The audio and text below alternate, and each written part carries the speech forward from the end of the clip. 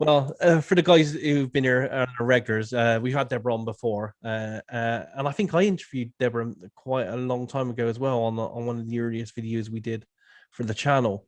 Debra Lynne Katz has a PhD in psychology with an emphasis on human consciousness, and holds a master's degree in social work.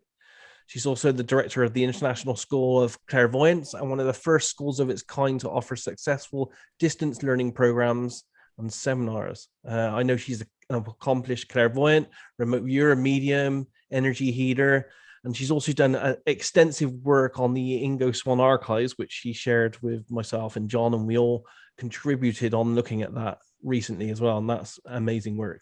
She's also done lots of ARV projects, and one that really interested me was the one I'm hoping we're going to talk about is the Project Firefly one.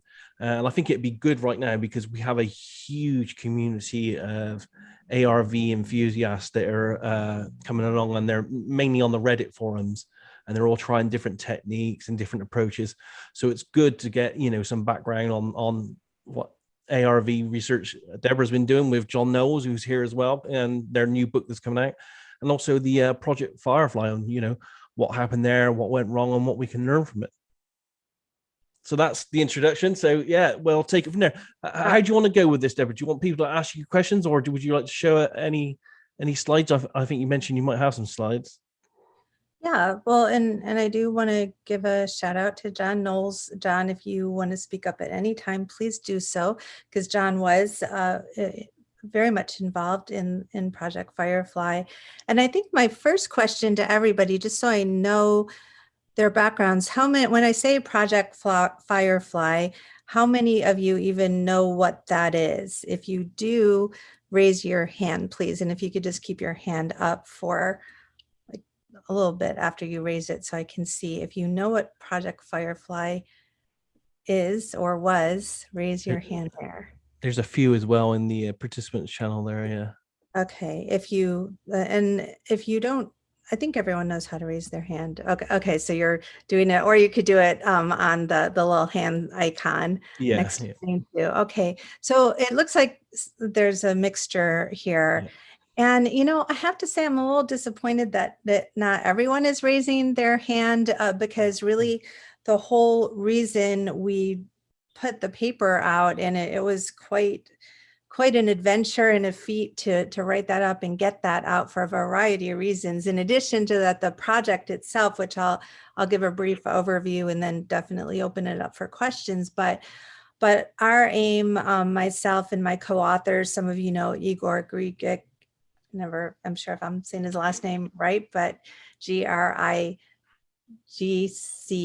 think I'm spelling it right, but Igor and Teresa Fenley and myself put the paper out, but then we had a lot of help. John helped, and others helped. And the reason we did that was because we really felt that so much effort went into that project, and we wanted to make sure that future generations could learn from it, because all of us have been doing associative remote viewing for many years, and we're really at the point where we don't want people to have to go through the same mistakes and questions and everything that we did. Of course, there's learning when that happens, but progress can only happen if you don't have to keep reinventing the wheel, so to speak. And there were some forces that would have rather the project just gone away because it didn't turn out so well, even though a lot was learned from it. And I feel like even today, the certain practices are being carried forward based on the knowledge of what was learned from that project. But so our hope was that people would learn from it, and for that matter, it's so important that we can learn from each other. And that's why I really appreciate this venue, anything that's shared on social media. One of my goals has been to do as many write-ups as I can about not just my work, but everyone's work, because so much value is coming out of applied projects, especially from people's projects where maybe they're not formal researchers, they're not going to get their papers in formal journals, but they're sharing their work through these social media forums. But my concern is that it's so easy for that to go away, right? Just more posts come up, and before you know it, that's just gone. There's not a record of it. And it, it might be really relevant to the people who are involved in the conversation, but what's going to happen 6 months from now, a year, 5 years from now, with all that great conversation, if we don't get it into a form that other people can read and build on. So that was really the reason why we put out the paper on Project Firefly. Now you're probably saying, okay, but what is Project Firefly? Well, I thought it might be fun to take you through a little trip down memory lane. And so I'm going to see, I have a ton of documents open on my computer. So just bear with me for a minute, because I'll see if I can do my screen share here. And let's just see what we've got going on. I have a few different presentations open. Okay, I think this is it right here. And I want to just say that because the project didn't turn out so well, it's easy for it to sound like there might be sour grapes or there might be criticisms. And while yes, I think that it's fair to criticize any project, my own or anyone else's, do want to say that really there is, just for myself, and the overall feeling of this whole project was that people really appreciated being part of this and having the experience. And that was voiced by just about everyone who was involved, even though at different points there were frustrations, disagreements, different ways of seeing things. So let me just make sure I'm on the right screen here. Yes, this looks good. So Project Firefly started in August 2014. And this is the presentation that was presented to a group of viewers at the Applied Precognition Project. And I'm sure many people here are very familiar with app or Applied Precognition Project, which is overseen by Marty Rosenblatt. I'm sure a lot of people are actually actively involved with Marty's groups even right now. And I was the co-webmaster with Michelle Bolgatz. We were both the original webmaster of APP. And now Marty was doing projects way before that as PIA, Physics, Intuition, Applications, and under some other names. So he's been around for decades, but in around, I think it was around 2013 or so, he started app, and that was when I was the webmaster. So I was very involved in everything going on within app. And I have to say, for a number of years, I was actually more, I would say my energy and attention was going more to ARV and to what was happening in app than it was to my own business or work, even though that was kind of on automatic, and really my attention was here. So that being said, what was Project Firefly again? Well, let's find out this was the original presentation. And so this was given by Carlos Mina, who was a businessman. He spread his time out between Brazil, and I'm forgetting John. We'll hear from John in a little bit, and he could clarify that. But he was Spain and Brazil. Spain and Brazil.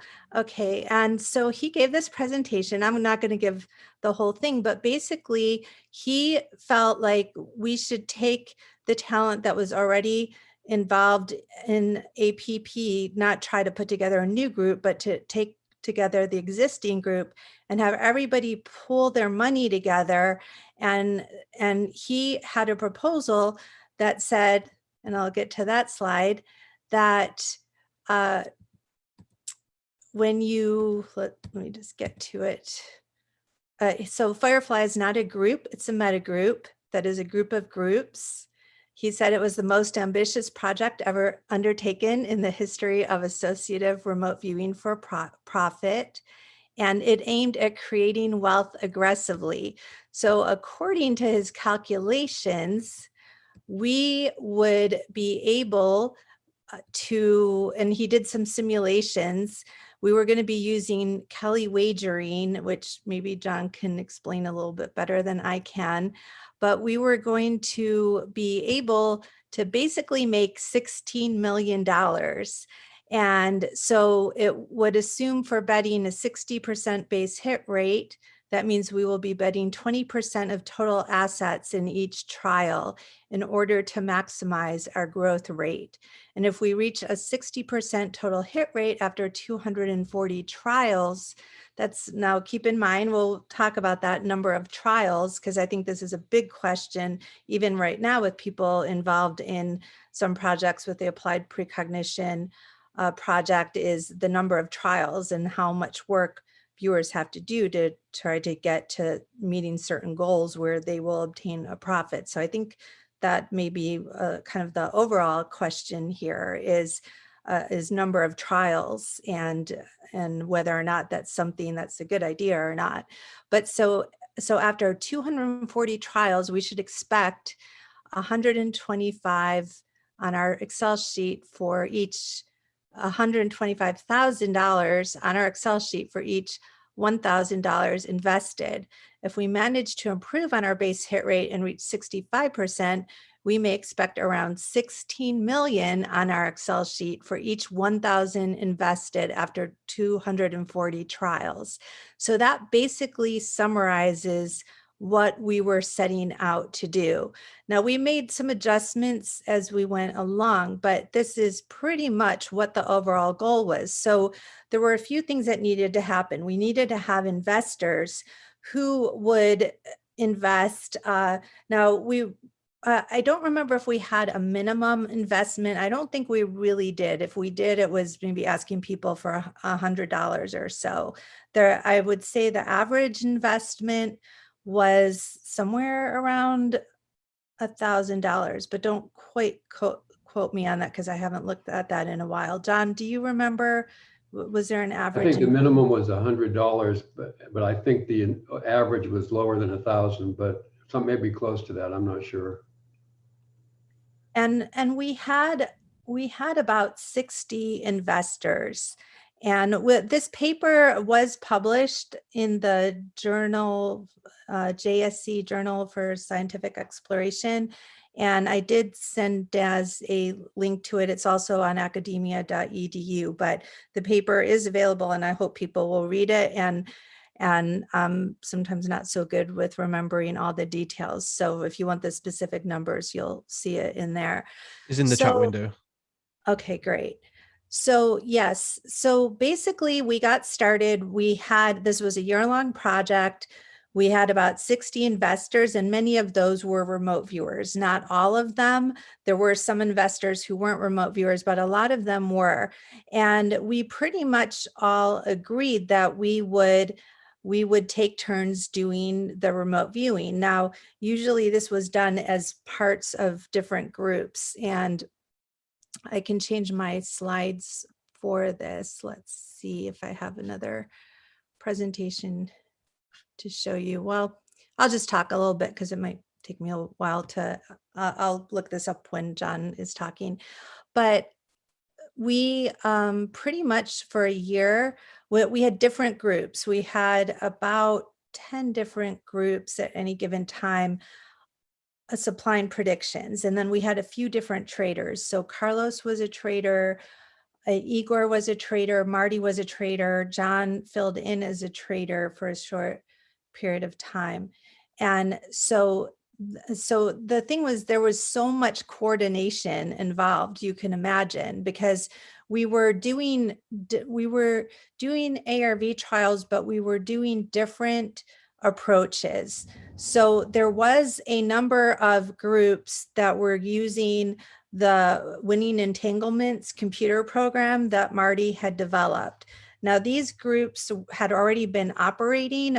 Many of the groups were already operating before Firefly started. So again, the idea was these groups are all operating independently, but under the umbrella of APP, and then they're going to contribute trials or predictions. So for example, I was part of the Sublime group, And so we were not using Marty's winning entanglement program. We were doing ARV trials, but for sports, whereas other groups, especially his winning entanglements at that time, they were, well, I think originally they were split between some doing sports and some doing financial predictions.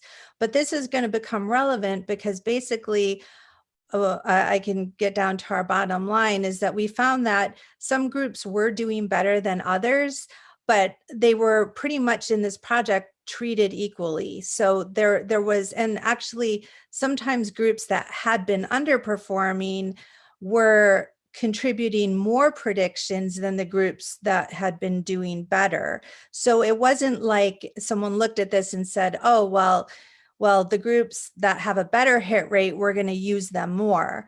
Instead, it was just more kind of what was convenient because so many predictions had to be added to the pot, so to speak. So one of our final conclusions in the end, after almost all the money was lost, was that there hadn't been a careful enough analysis to see what was the higher performing groups. There also was the problem in that we sustained some early losses to begin with, and that hadn't really been calculated into the overall picture of what do you do if you have early losses. So a lot of your money, a big chunk of your money is already gone. Now, some adjustments were made. So that 20% figure of the pot each time, that eventually decreased. So that was also a factor, and I don't know how long into it, but at that point we just sustained early losses. The other thing was that even despite my own strongly stated feelings initially that we do trial runs before we actually got started wagering large amounts of money, some of the people involved just wanted to jump in and get started right away and go with that 20%. And I still today think that that was a mistake, although I can't say would things have gotten better, but maybe they wouldn't have made the 20% wagering if, let's say, during the pre-trial run or the practice run, if things hadn't gone so well, maybe things would have been different from the start. So another recommendation I would have with a project like this is that there be initial trials first, just to work out some of the bugs, and that really wasn't done. So I thought overall there could have been some better management of the whole project. A couple other conclusions also were that there was just so many trials and so much going on. And another presentation I came across, let's see, I think this was Chris George's end of project. So fast forward a year later, Chris George's, who was one of the original APP managers, he's no longer involved, but he did, this was our financial statement. And this is just, was just showing that the money was actually wagered and there was no fraud or anything involved. And I came across, yes, Igor gave a presentation, because in the end, Igor was the remaining trader. At some point, Carlos left the project, and also I would say Marty got overwhelmed after doing so many predictions. And so Igor was basically left at the end as the trader, and he's had some recommendations. And so I came across his PowerPoint that he gave to the investors at the very end. And he said his recommendations were eliminate complexity. In my opinion, and let me just make my screen bigger there. And are you guys seeing my screen? No, we're still seeing the first presentation. Okay, then let me just get out. Sometimes you have to reset your screen.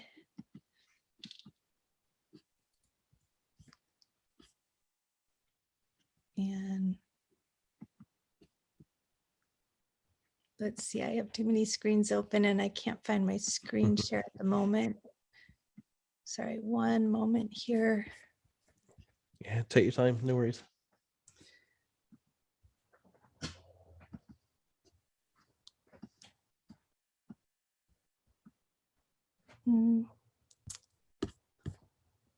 Oh, here we go. New share. Okay. All right. That should be better. Can you see the blue screen up? Yes, we see that now. Okay. Yes. All right. So he said all in one, his recommendations at the end was to keep things simple. This had been way too complicated.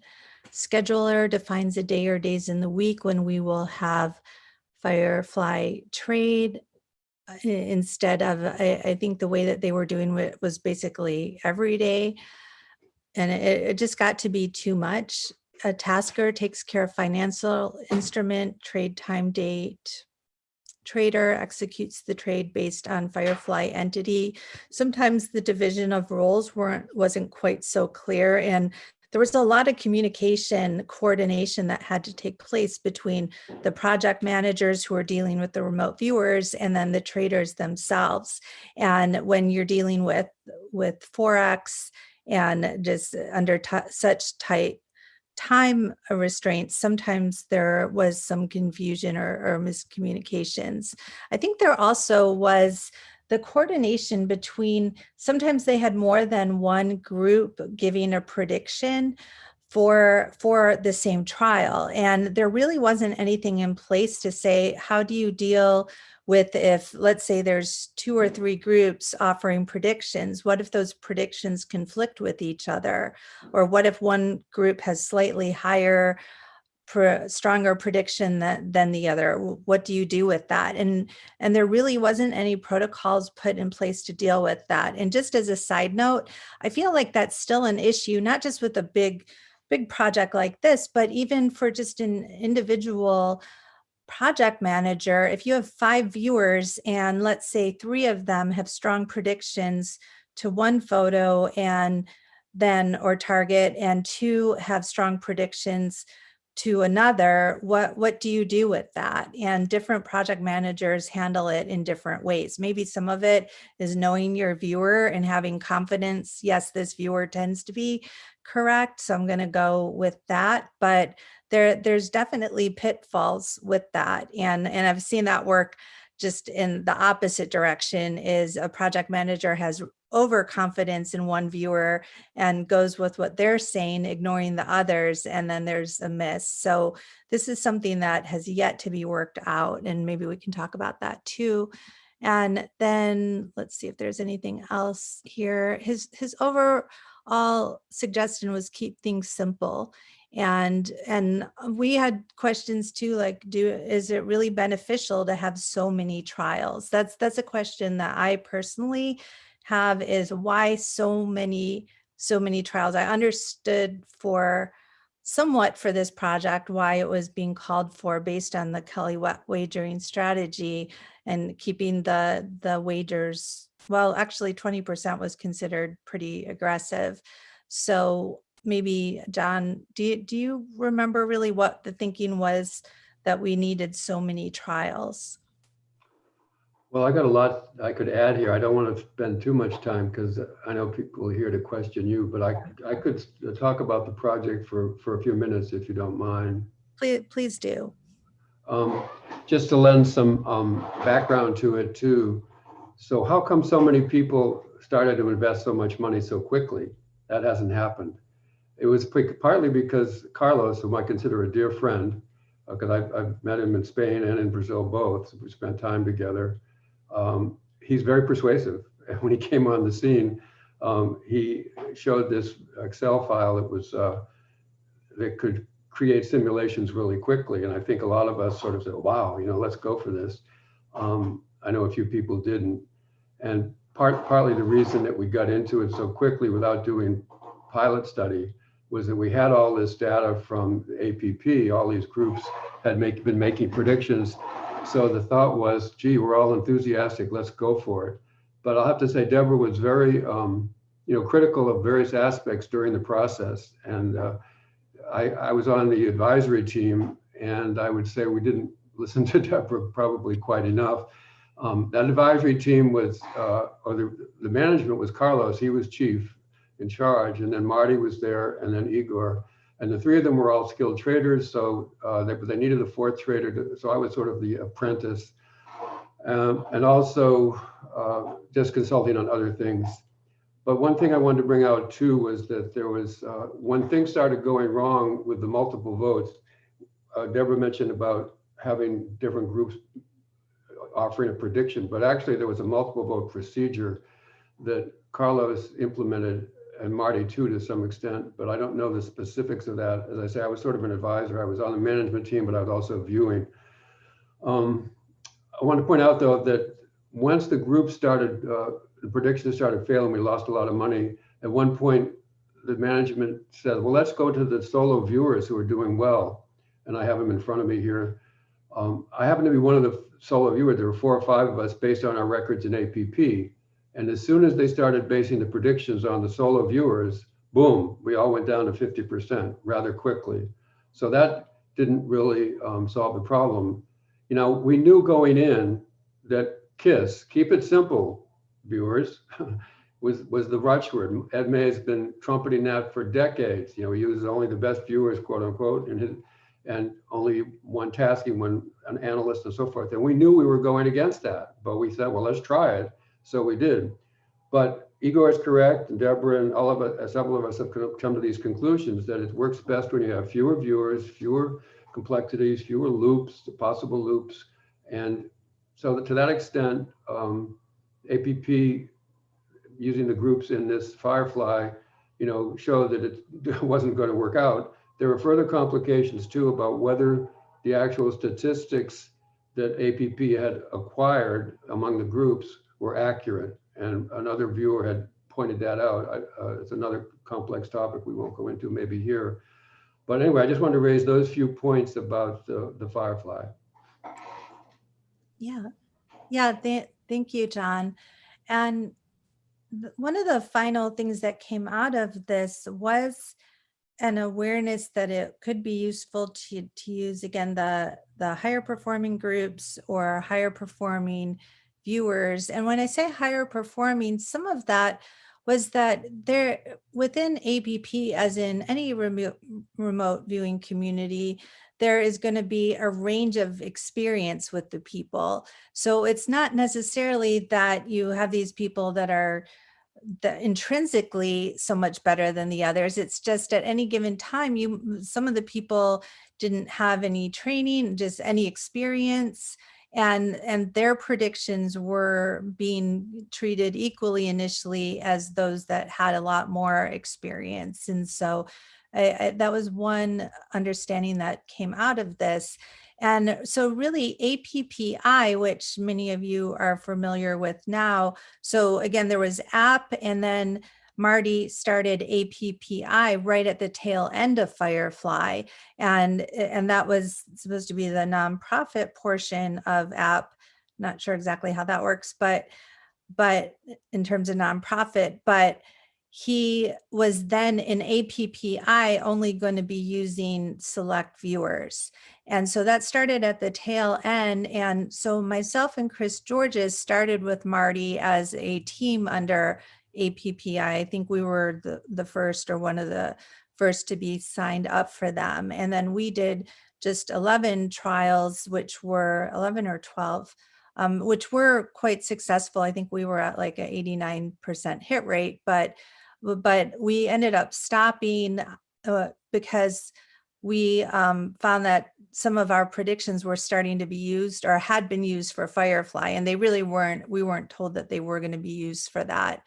So I just have this thing where I am very particular about if my sessions are used for something, I want to know what they're used for, because I believe that behind the scenes when something is going on, you know, the viewer, at least myself, but I know a lot of other viewers, they're aware of it. They're aware that something's going on, and it can really have the effect of kind of driving you nuts if you know something's up, but you don't know what. And so at that point, just decided, well, you know, going to take a step back. But then Marty did start another project with Mike Austin, which really is currently what is happening within APPI is an offshoot of what he started with Mike Austin. And so I was also the first viewer on that project. But again, after I was burned out at that point and stepped away. But we might talk a little bit about that too. I know Des said you had some questions about the way it's set up and how many predictions that viewers are doing. So things probably have changed a bit since then, but might be able to speak to a little bit of that. So in a nutshell, that is really what Firefly was about. And there had been some other projects as well that were large group projects that were done by App and Marty prior to this, but this was definitely the largest in terms of his investments and people involved. So any questions or Daz?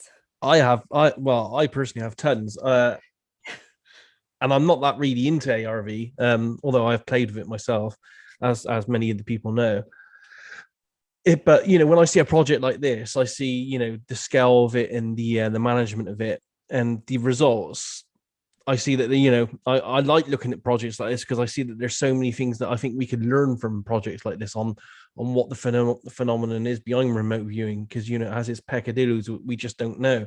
And like John's talk just now, where he said that I believe the rates were going down, so then you looking at the single viewers to help out, and he said he was one of them. And am I right in saying that you guys that when you were helping out, you had a really good rate, and that's why you were recruited, and then the moment you were recruited, your rates dropped? That's right, during the Firefly viewing itself, yes. Yeah. What were the rates before? Were they significant? Were you like on the 68, 78 kind of rates? I haven't rechecked them, but I think they're around 68% to maybe close to 80% for the 4 or 5 viewers that we're talking about.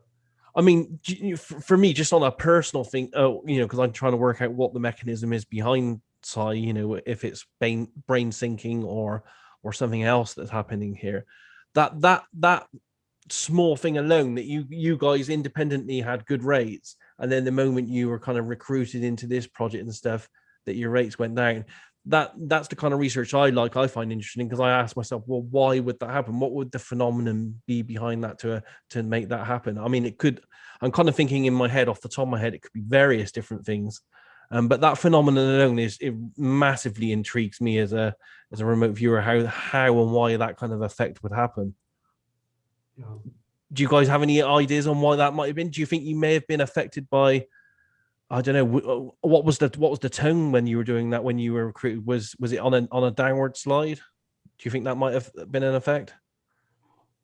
I personally think, yeah, that the fact that we were all summoned for our sessions at that point in the midst of a project that was going down, and I knew that because I was close to the management team. I don't know if Teresa and some of the others knew that too. So yeah, we got mixed up in this huge thing that was not keeping it simple. And so the complexities overwhelmed the whole process, and we got sucked into that. Just a very superficial view maybe, but that's how I look at it. Yeah.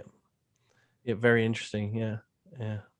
Okay, so we're opening this up then. Do anyone there, if you, as I said, if you want to put your hand up, I see Don's got his hand up. So go ahead, Don, if you ask your question away. Hi. Okay, so I don't know anything about Project Firefly, so I'm going to be asking a lot of dumb questions. But the idea was you got some people together and they wanted to invest money, use associative remote viewing to do wagering. Is that right? Yes, and the people were already mostly together. There were lots of different groups operating together. So operating independently, but under the organization called APP. So that was part of it. It wasn't necessarily necessary to go out and recruit other viewers or groups, because we were all there together. Just at that point, we hadn't been. People would individually wager, but they wouldn't discuss their wagers, or that wasn't really There was never a group collective of bringing the money together. At least there hadn't been for a number of years. Oh, okay. Was the money pooled or not? Yes, the money was pooled, and So then what were you saying about they didn't come together? no, I'm saying prior to this, prior to Project Firefly, groups were operating but not pooling their money together. When they came together for this project, it was the first time within APP that the viewers took their money and pooled it into one pot, and then that pot was wagered with by 3 different traders as part of the group. Okay, so that gets to the next question. You mentioned wagering, but what kind of wagering was being done? Well, it was using Forex, so it was placing trades on the Forex system. Which So, is John, what? yes, John, can you explain Forex? Foreign exchange is the biggest market, or has been the biggest market, way bigger than the stock market. And you're betting pairs of coins, their values against each other. And Marty and Igor were and Carlos were all very experienced with that kind of betting. So you're betting on the coins' relative movements to each other each day. Are we talking about betting on currency? Is that the currency values? It's currency pairs, the Australian dollar and the US dollar, something like that, a pair, they have a value against each other, and that varies during the day. It's called Forex, foreign exchange trading. And then the prediction is it going to go up or down, right? At a certain time of the day, is it going to go up or down? And this is basically the same format that if you use the S&P or other stock trading platforms, that's one way you can place a wager is by 5 o'clock or whatever time is set, does it go up or down? And so then that lends itself to associative remote viewing because you've got binary options one way or the other. Okay, so then I guess my last question was, I think John mentioned something about you started off doing poorly.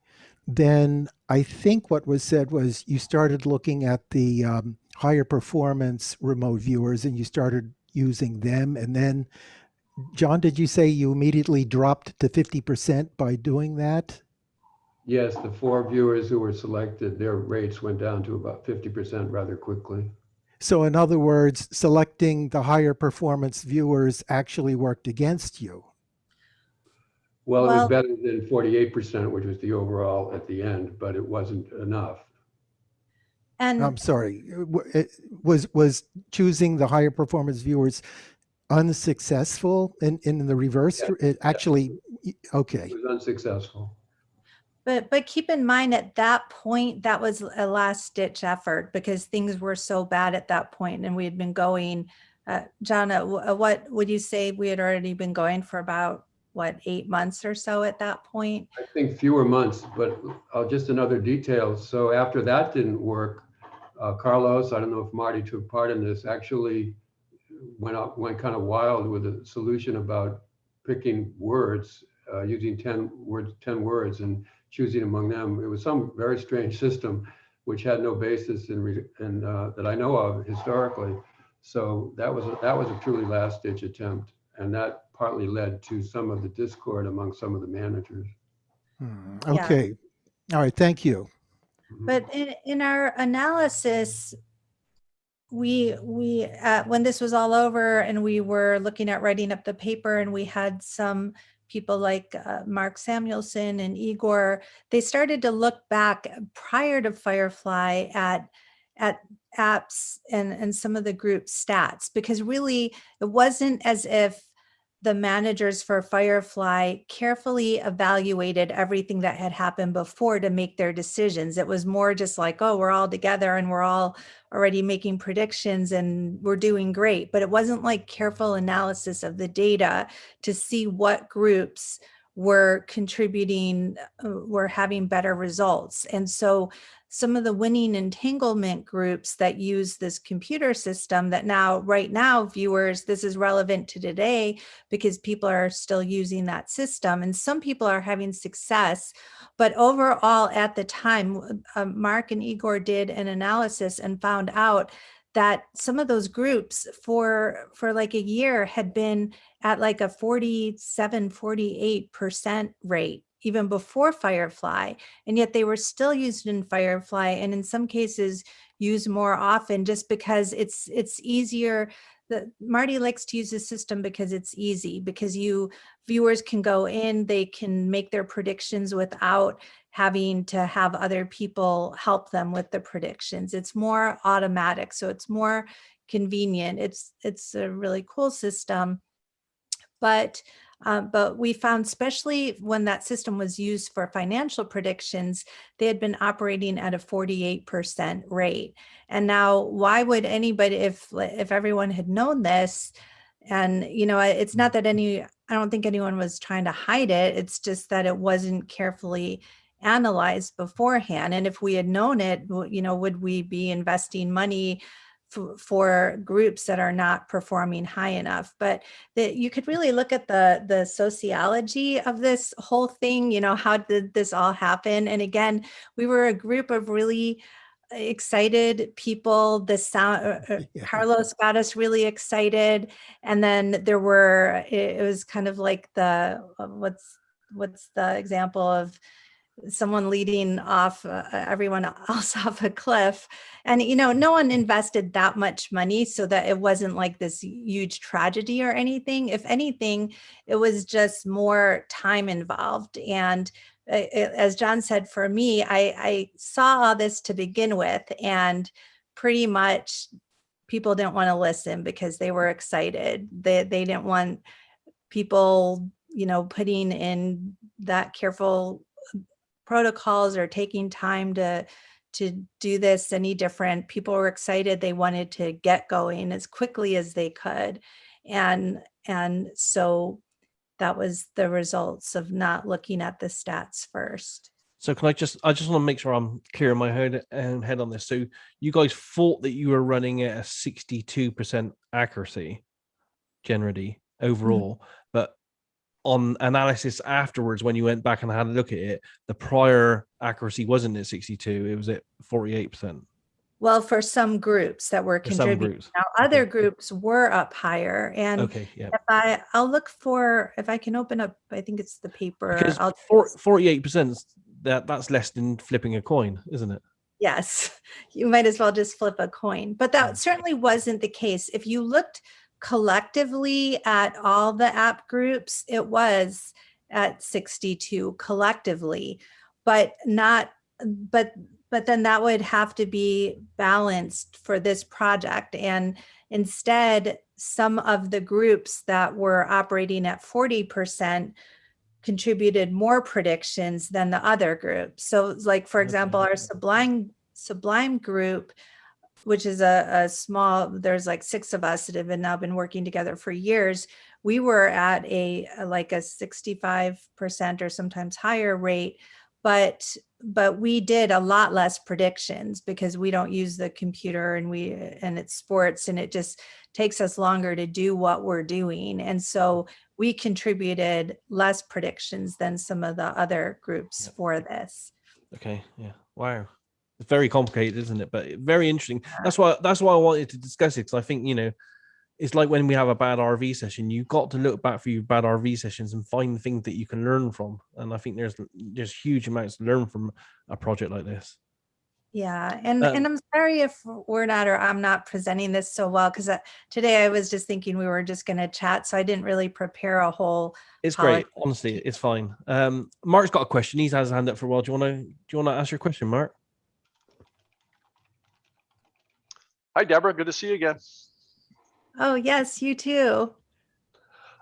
So my question, and maybe John knows this a little bit better, but I kind of looked into the Kelly betting process. Now I have a background in poker, and bankroll management is like really a serious thing.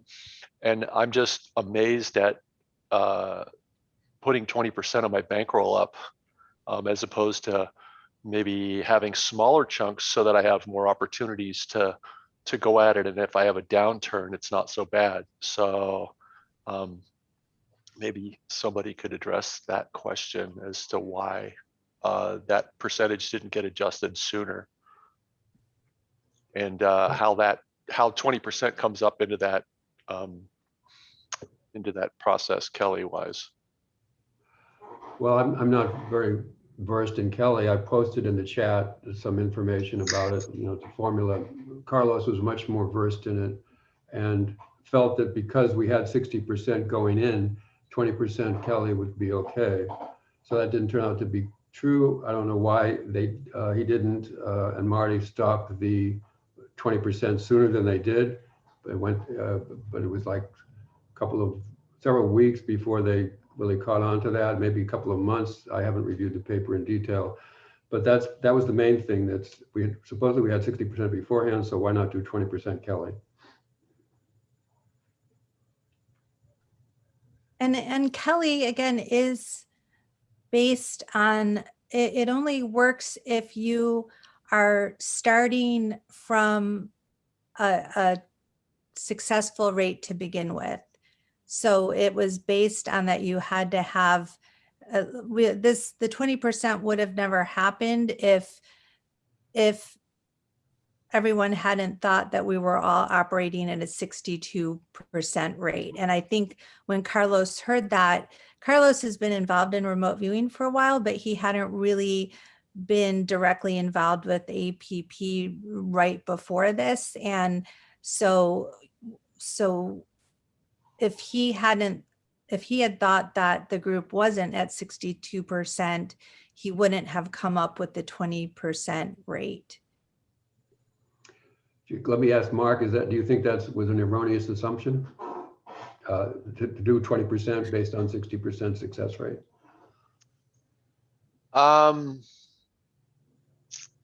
Well, it's all about knowing what you know, right? And so when you first formed your group, I think Debra was right that you should have probably done some trials just to say, like, really, what was our sampling? Are we really at 60%? And then go from there. But still, 20% is just a huge amount of your ammo to fire at one time. And so if you're a little more conservative and you run it over a longer period, you can encounter any kind of swing, and it's not going to be a big deal. Just may take you a little longer to recover that. But yeah, 20% that's a tough number. Okay, thanks. Yeah. Well, and especially if you're planning 240 trials, to think that wouldn't be. Yeah, that's a lot of trials. How many was that a week? Is that something like 3 or 4 a week for a year? Yeah, which it didn't sound so much for the viewers, because again, there were a number of groups, but that became a huge management thing, especially for those that were trading. And there wasn't all that much thought out about how they would. Well, John, you could talk about it. There was some kind of lack of quite awareness of what you would do with all the communications that were then going to the traders. So there's and in the end, Igor recommended that there be maybe like another layer of people, because just doing the trading itself would take some time and focus, besides trying to get all these communications and figure things out. And it did seem like some of the predicting or the decision making about which way it was going to go was on the traders at times. There was some confusion, because sometimes the project managers would say, here, this is the prediction. But I think there were some times where the traders didn't always go with what the manager said, at least for our Sublime group. I know there were a couple instances where Nancy said, well, maybe this should be a pass, but then a prediction was made anyway. And the traders had so much going on that they couldn't take the time, and sometimes they might have come back and said to Nancy, well, you know, why is it a pass and which viewer got what? But there was just too much going on to really put too much attention onto where the predictions were coming from and who was making them. Sounds like, I mean, you know, from an outside view, it sounds like a huge management task, and maybe it would have benefited from you know, learning from the government compartmentalization of people in specific roles. This is your role, do it. You know, you don't have to mess with the rest of the noise kind of that's going on. Very interesting. Sasha, you've had your hand up for a while. Would you like to ask your question? Hi. Okay, so I, like Daz, am more interested in kind of figuring out the nature of the system that we're in and how remote viewing works within that. So I want to ask a hard question. I don't want it to come off as judgmental, though. I'm just trying to get at the underlying information system. So I believe that the system or the matrix or the reality, whatever you want to call it, shows a preference when we take on a role that either contributes new information into the system or, and I think this is maybe more relevant, increases the complexity of information in the system. And so a lot of how we go about doing that is through our work. We add value or we increase complexity of the information that's available in the system, that exists in the system. So if you're gambling, you're not actually adding value, you're not actually adding new information, and you're not actually adding increased complexity into the existing system. And in addition to that, and I say this in response to the decline effect of the more accurate viewers, for every dollar that you win gambling, especially for horse races, sporting events, some of that is coming from a gambling addict who just lost his house, right? And so you're taking money from maybe the more vulnerable people, the people who maybe don't have as much control or as much free will over their actions. And the Forex is different. And the Forex, I think, there's more rigging and there are more politics that are involved in that. So I don't really know if this applies to that system, although it kind of does, but on the level of the country. So if Argentina, if the big players kind of want to push Argentina into a certain position so that they have to rely more on the IMF, then they'll push that currency down. And so there are games that are being played at that level that are equivalent to this effect of taking money from a gambler and just creating a net harm, right? So if you're increasing a country's dependence on the IMF by reducing the value of its currency, then that might work for your financial gain, but it works to the detriment of the people who now have less purchasing power, right? And more inflation, or just can't afford to buy food as easily. And so I'm wondering if the system somehow differentiates between activities that we do when we're using Psi, when we're using our remote viewing, that are fulfilling this role of contributing new information to the system or increasing the complexity of the information that exists in the system, versus doing work that isn't actually adding value, isn't actually adding information, and all it's doing is moving numbers around, but the net effect, it could be argued, is negative. It's causing more, I don't know, I don't want to say, oh, it's causing more suffering in the world. Like I'm not, I don't want to come off as that's what it's about. But that's just something that I'm curious about. Would we see better effects if we were using Psi and remote viewing for things that constructively add something of value, something novel, increases the complexity of the information in the system? So I'd like to hear your thoughts on that. Well, gosh, there's a lot there. I would say that there is the belief that what you believe will have an impact. And so if you do think that you're doing harm or there's something wrong with being part of this system, as you outlined, that maybe those people will do less well. There was a big project before this, years before, where Lori Williams and her husband were part of that project. And initially they did like 100 trials that were supposedly all correct. These were just very, very short projects using ideograms. And but they didn't know that that the project involved placing wagers. And then as soon as they found out, their results plummeted. So at least Lori believes that it had to do with like her view of money and what should be done with money, and also the pressures that knowing that the remote viewing, it may result in somebody winning or losing. So there's all things wrapped up into that. And what else can I say?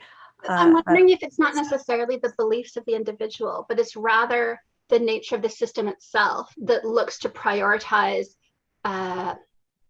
increasing information, increasing complexity, so that there's actually a response, not just based on our beliefs and our attitudes towards this, but the system itself. Yeah, I don't know. There's a lot of people making a lot of money from the system. So then you'd have to ask, well, is there something about using your psychic abilities that would be different than just somebody who just places trades and makes millions, billions of dollars?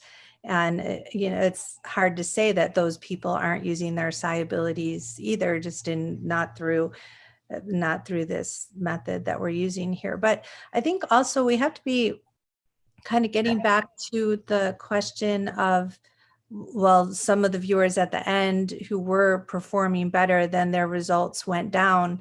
And keep in mind, there was a lot of individual stress. But the other thing is you can never look in a project involving associative remote viewing or a complex setup. You can never just say that the results are only due to the viewer, because you've got the people rating their sessions, the people issuing predictions. We don't know with say John's sessions, were they accurately judged? Maybe there were times where there should have been a pass and they were so desperate that they weren't passing. We don't know what the pass rate was. Again, there were so many, when you have so many predictions that have to be issued, there's going to be a tendency to not want to pass. And that could have been the reason for the results to go down, whereas their results were up higher before because there was more passing before. So we really have to be careful when we're unpacking all of this. Just as a final thing, I just would like to put it out there that maybe there is value in considering this idea that we don't just have to look at us and what we're doing in our beliefs and telepathy and these kind of confounds. I suspect that the system is a participant in our psi abilities and our psi effects, right? And we see that with spoon bending. You do get a sense that the spoon, the reality, kind of decides at some certain point to cooperate with you, right, and bend. And so I think in remote viewing, there's less of an awareness of that cooperation, of that reciprocal nature of our psi interactions reality. And I'm wondering if we're overlooking something important, right? And if maybe if there was a way to kind of research that participatory role of reality itself, or the matrix, the system, if maybe we could then figure out a way to get better results.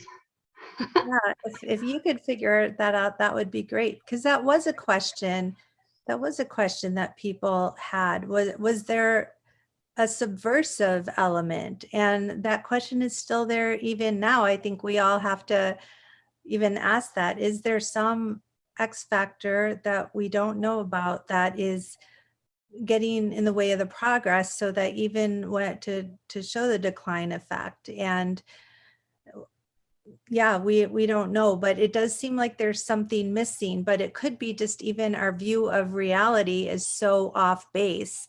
However we're thinking things work may just be so different than how they do. And maybe that's the problem, whether we're still coming from a materialistic or physical perspective of reality, we just don't know. But something's up, probably a lot that we're just not aware of. Thank you so much. I just want to comment. I'm reading the document. I've highlighted loads of bits that I wanted to talk about. For me, it seems like the project was a great idea, and I think all projects that try to push the boundaries are great ideas. But it seemed to me, and I don't want to criticize anyone anyway, but I think the whole project and the way it failed is probably because it was all hinged on people putting money in based on the belief that they had this 60+% hit rate, when in reality, when I'm looking at, because I've highlighted the passages here, when you look at the stats, you're looking at a very low hit rate of something like 48 to 51%. When we went into details here, when they went back through it and they had a look at what the groups were doing in the 4X, and they had a 51% on that. And in the 6 weeks prior to Firefly start, the WE groups only had a 35 to 38% chance rate looking at 4X. I think if you guys had had that information, and if all the people putting the money in had that information up front rather than the floating 60+%, you would have probably have said at that stage, whoa, let's put the brakes on, let's have a look at this in a bit more detail.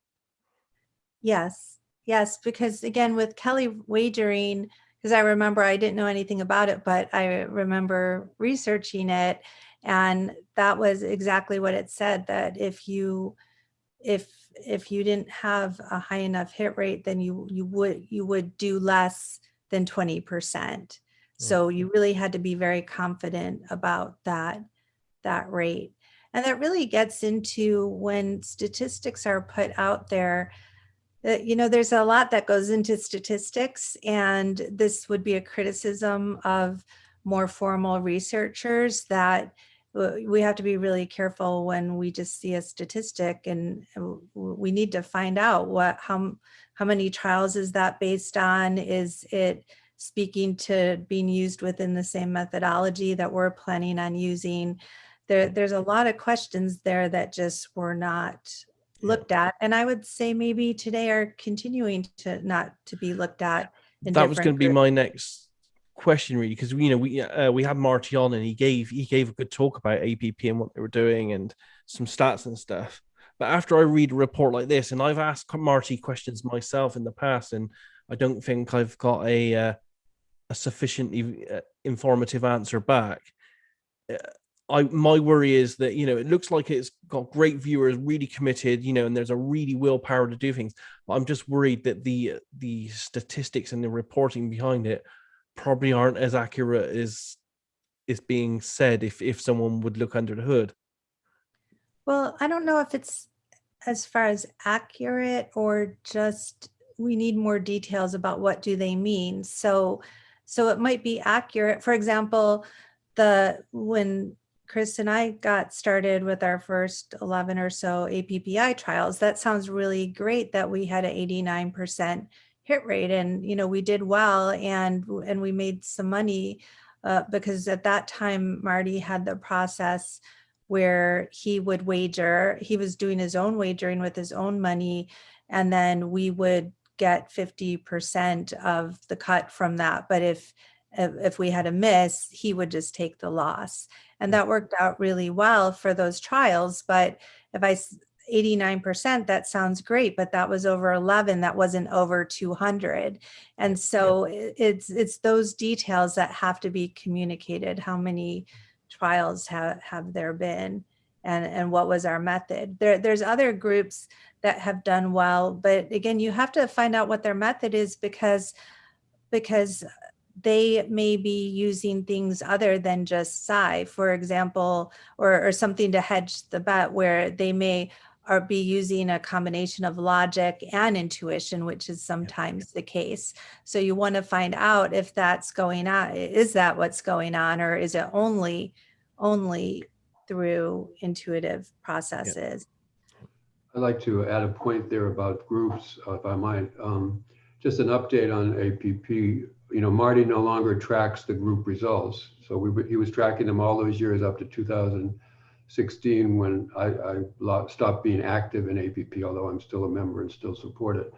So he stopped tracking groups because the group results were not that accurate anymore. So after the total accuracy of groups from the beginning to about now is about 52%. So that's really not enough to make use of. 55, 57% might be, but 52 definitely is not. So.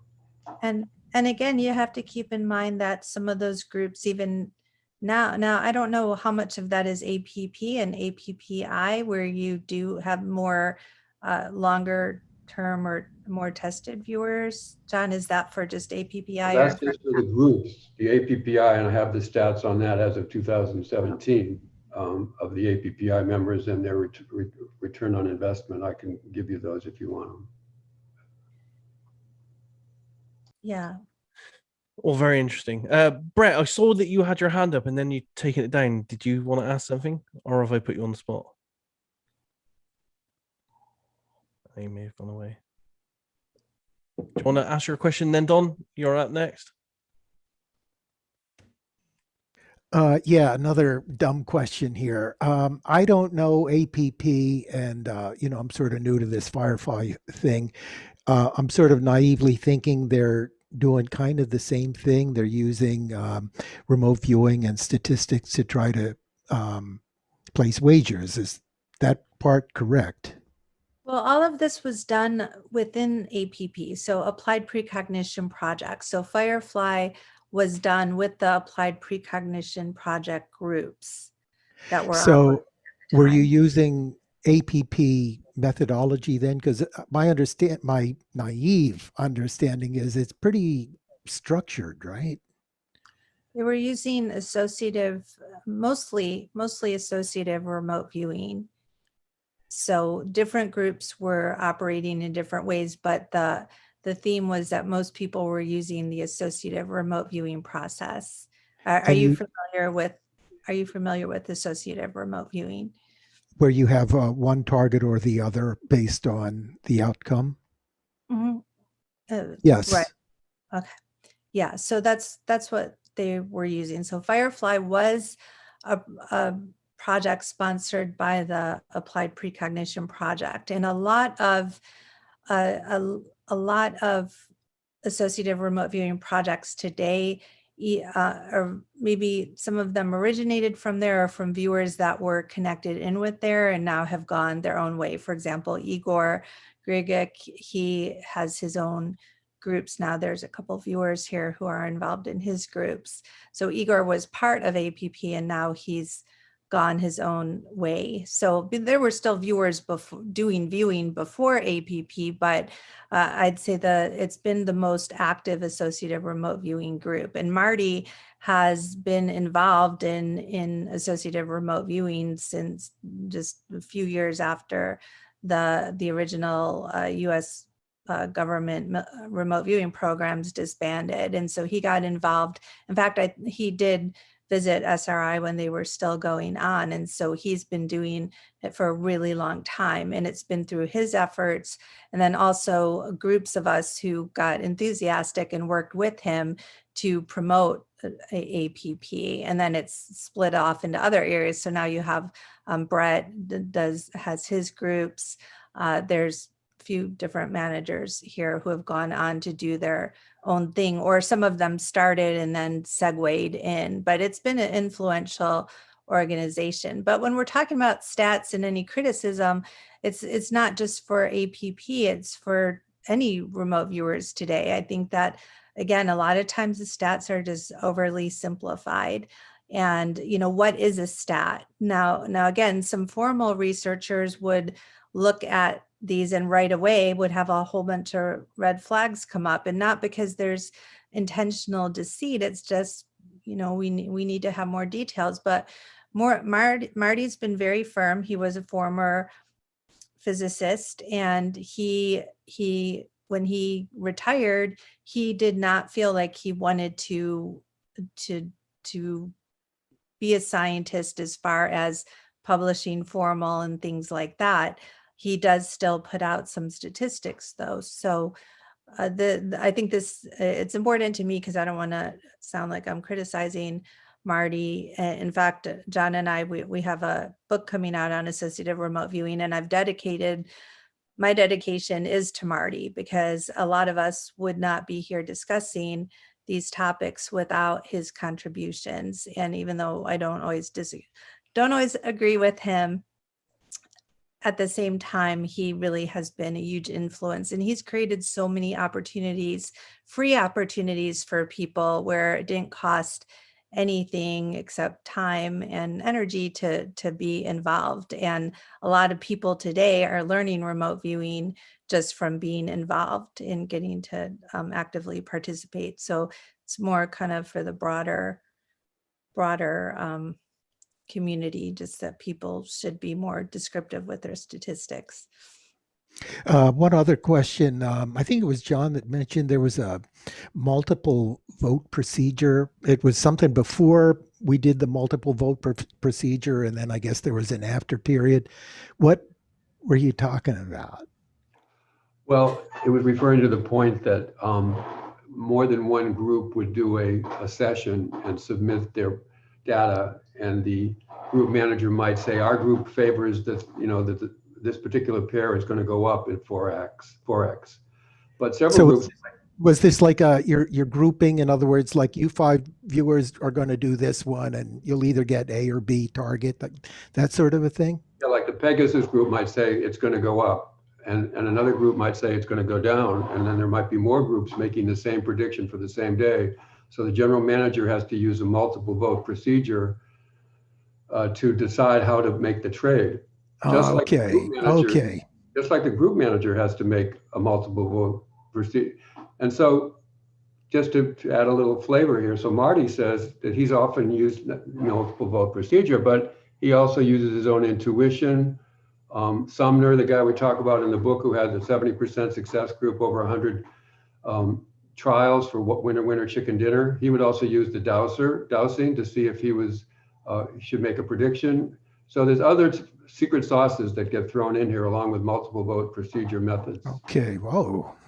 Okay, thank you. Mm-hmm.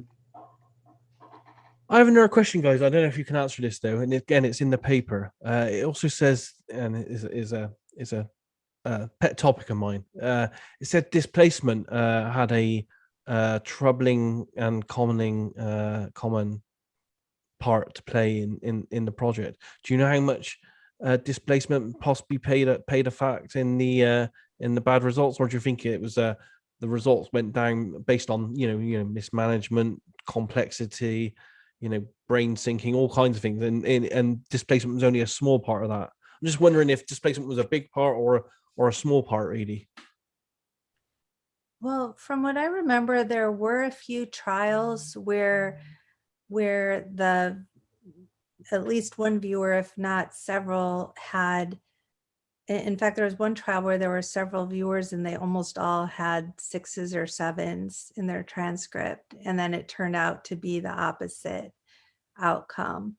So I know that there were a couple of those. I don't really recall now how many. John, do you recall anything about that? Well, I think there was occasions when there were groups, all the groups went one way and it was wrong too. But there was no analysis of the degree of displacement that took place, whether completely the wrong target was grasped or data from both projects. That was not analyzed, and it seldom is analyzed. So it's still something that needs a lot of work. Yeah, and that may be where what Sasha was talking about earlier, something about the system. Why would multiple viewers, multiple groups all together have the wrong prediction and really high scores? And I do recall just emotionally how distressing that was, because you feel like, okay, at this point, what can we do with this? We've got all this verification and yet it still isn't working out. But then that also makes me think, okay, well, what's happening with the trade? Again, the trade is predicting a rise and a fall, but there wasn't really the possibility, or I don't know if it would still be possible to look back, or if this probably wasn't tracked well enough.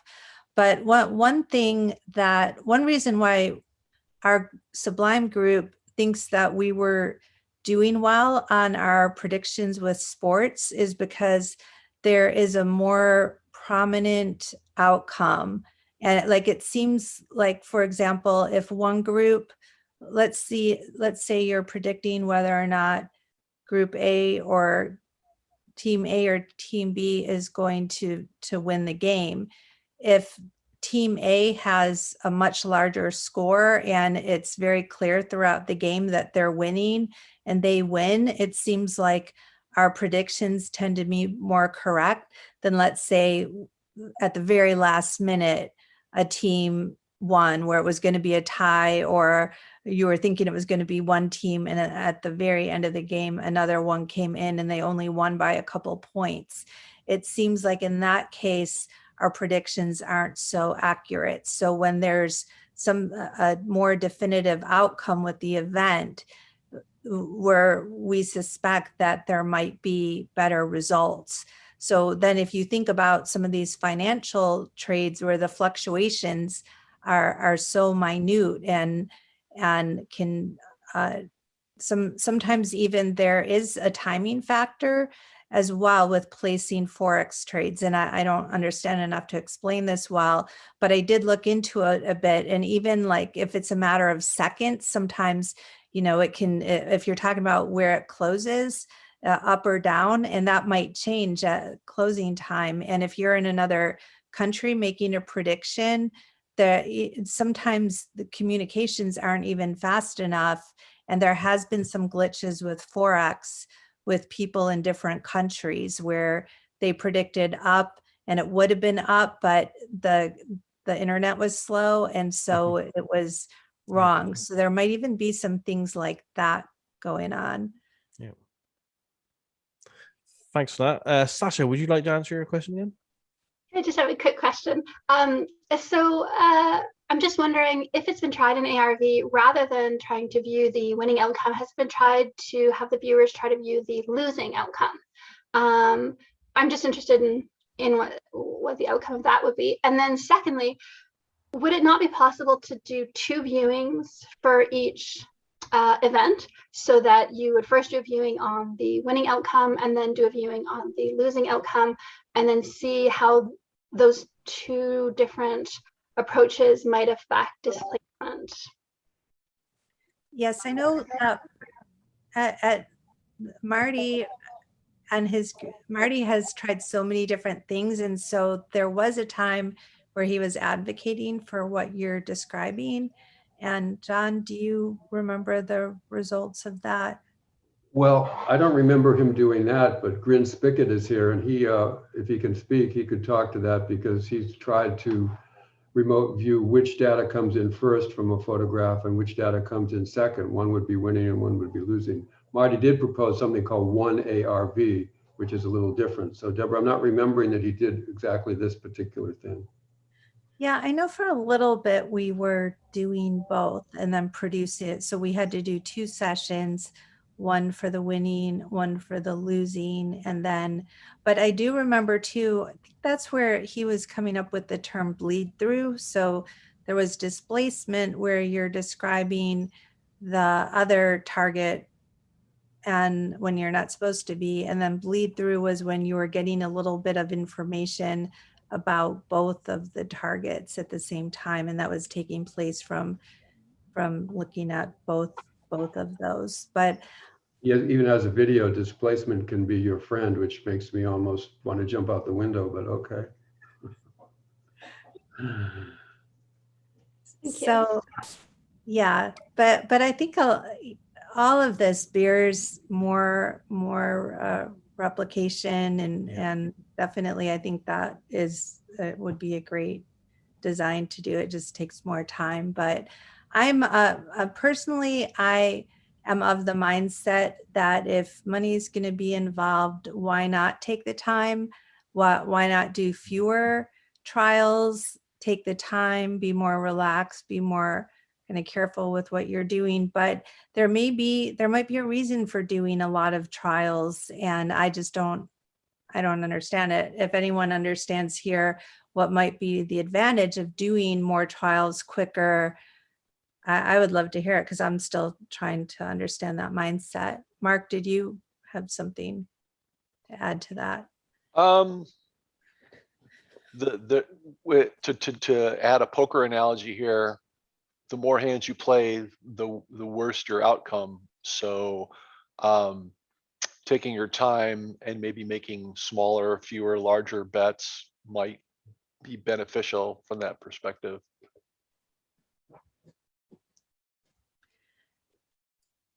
Excellent. That makes sense to me. I see Paul's had his hand up for a while. Would you like to ask your question, Paul? Yeah, I had a question and a comment. The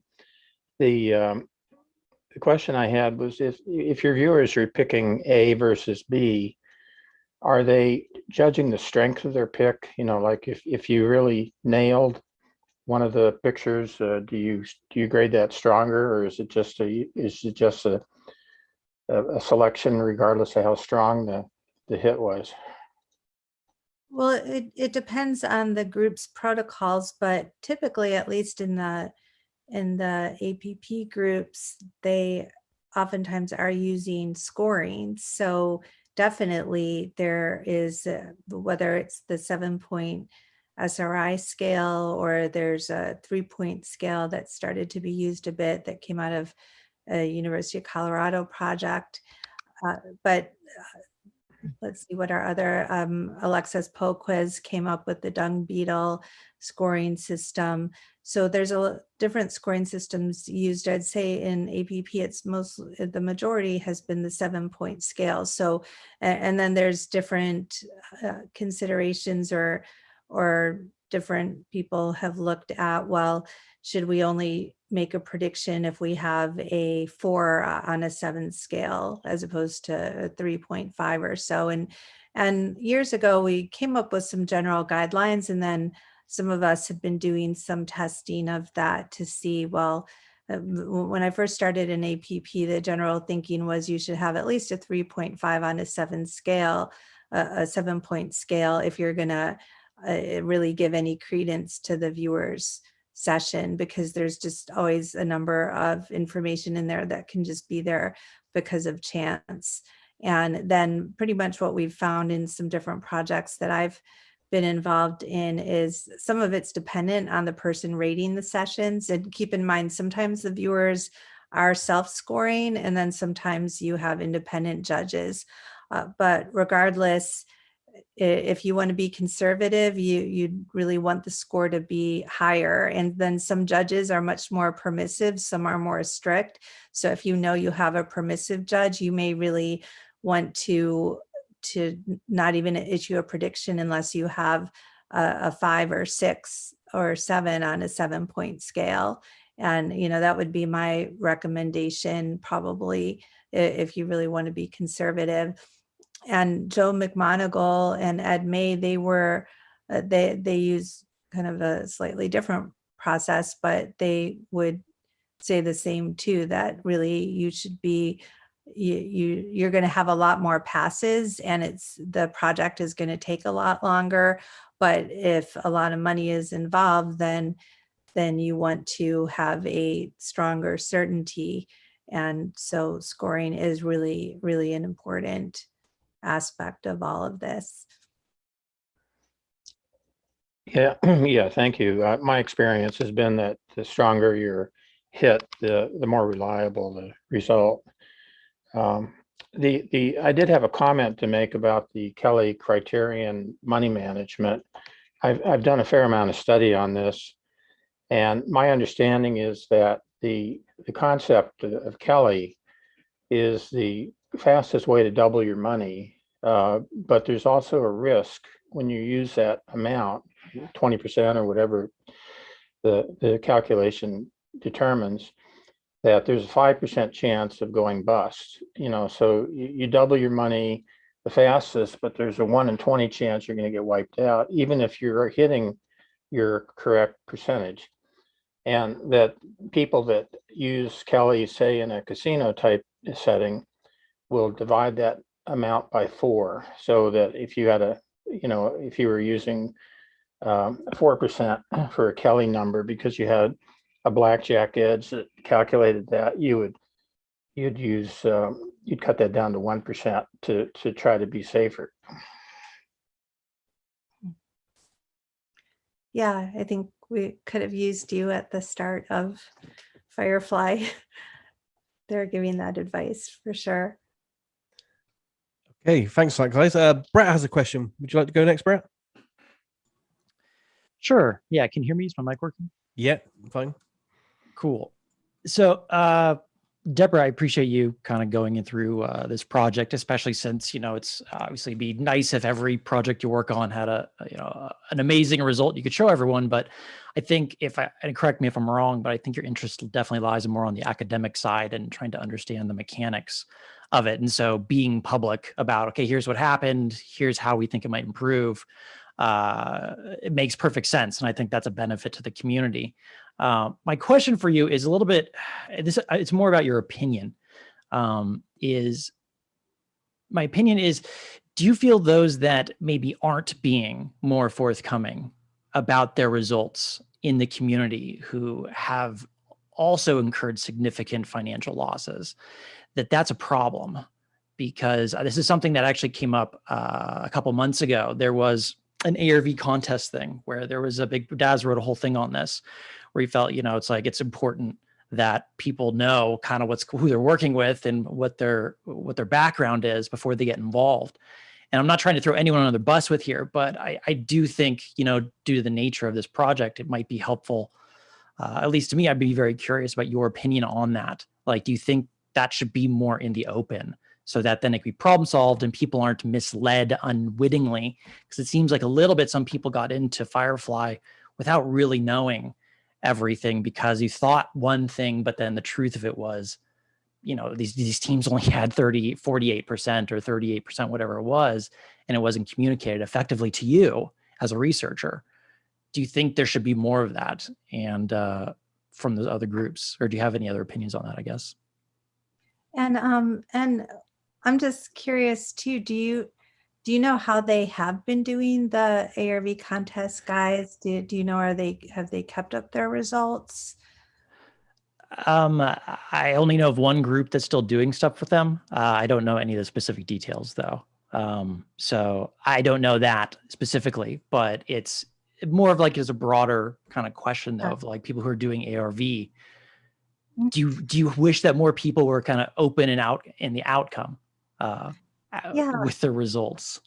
I think that we need to be open about both our positive and our negative results, because that's the only way that we're going to learn from them. And in parapsychology, it was a really big criticism of skeptics that now parapsychologists said this was ungrounded because it wasn't true, but skeptics were saying that there was what's called the file drawer effect, which is really what you're talking about, where if there's good results, they're published, and if they're not, they're just put away and no one hears about them, and that skews results.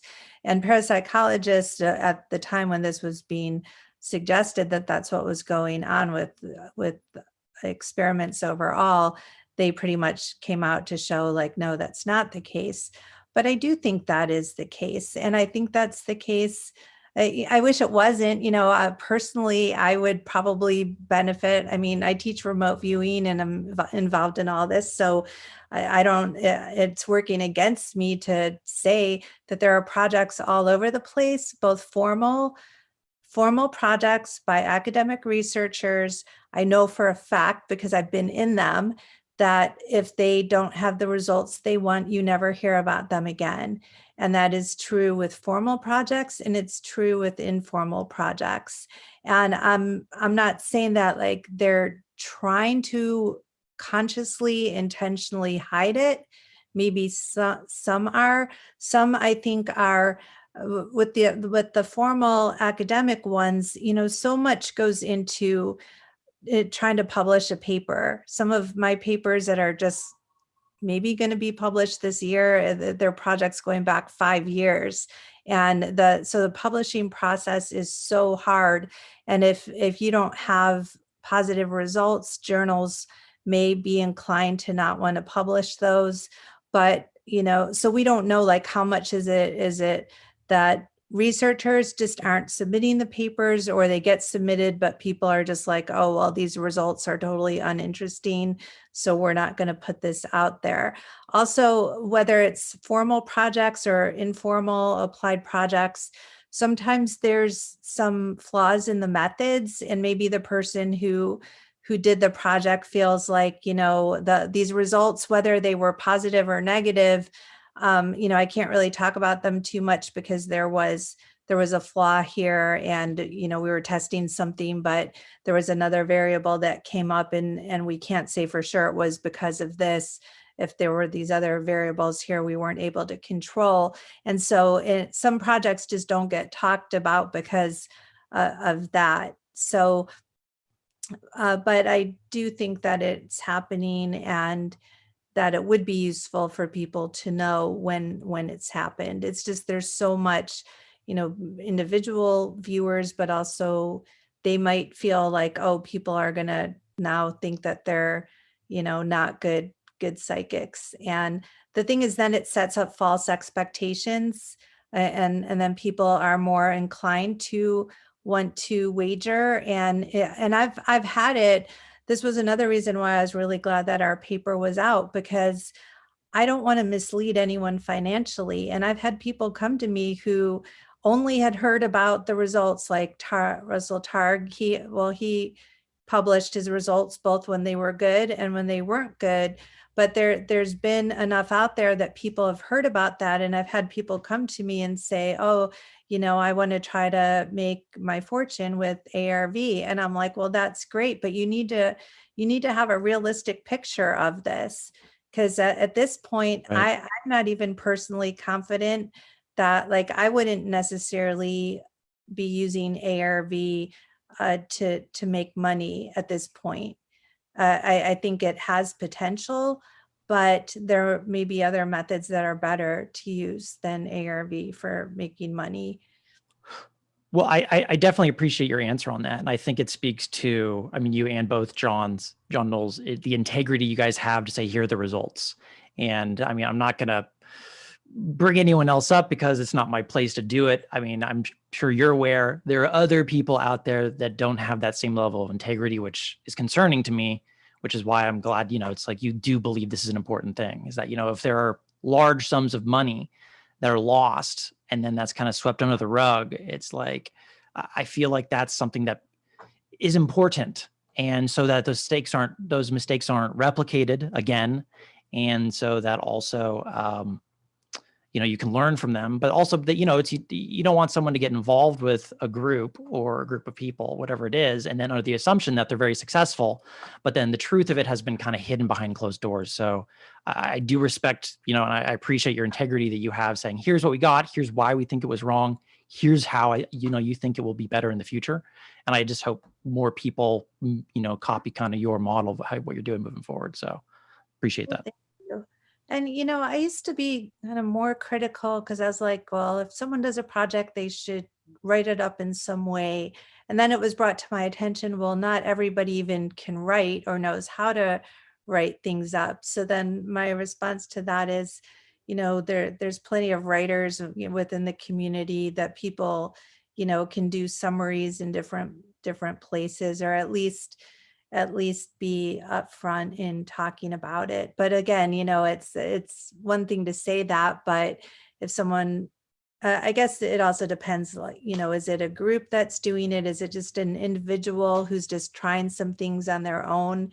And this is where it's one thing if you're doing like a really thought out project, but some people are just kind of dabbling and experimenting. And like even our Sublime group, when we first got together, we would do 10 trials and try one method. And sometimes it worked great, other times not so good. And then we'd do another 10 trials and try something else and changing it all up. And again, there's so many factors involved. We would have, if anyone had like put too much seriousness into what we were doing at any given time, or,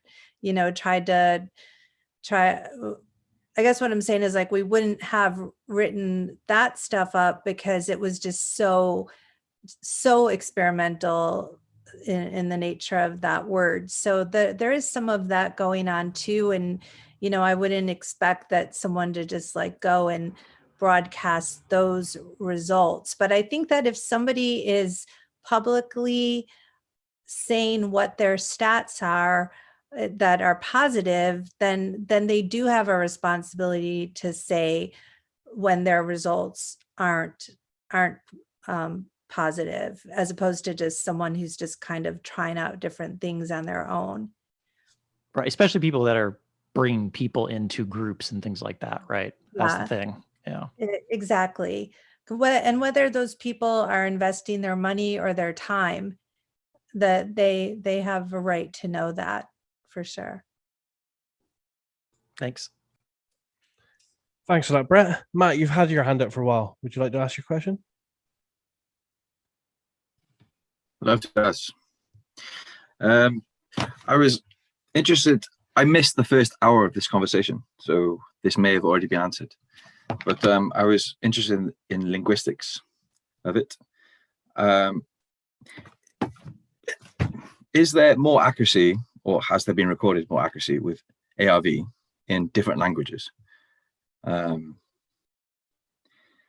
I know it sounds strange maybe, but is there ways you can set up a question or something you're trying to find out, or an outcome? Are there lessons about how you set up the target which produce better outcomes, linguistically speaking? Well, in terms of what you phrase to the viewers, as far as like their tasking, what you say to them you want them to describe, do you mean like that? I suppose so. The first question was, well, every language has almost been a kind of a human invention, and how to arrange verbs, nouns, etc. I was wondering, therefore, has there been, or are there languages which produce better outcomes?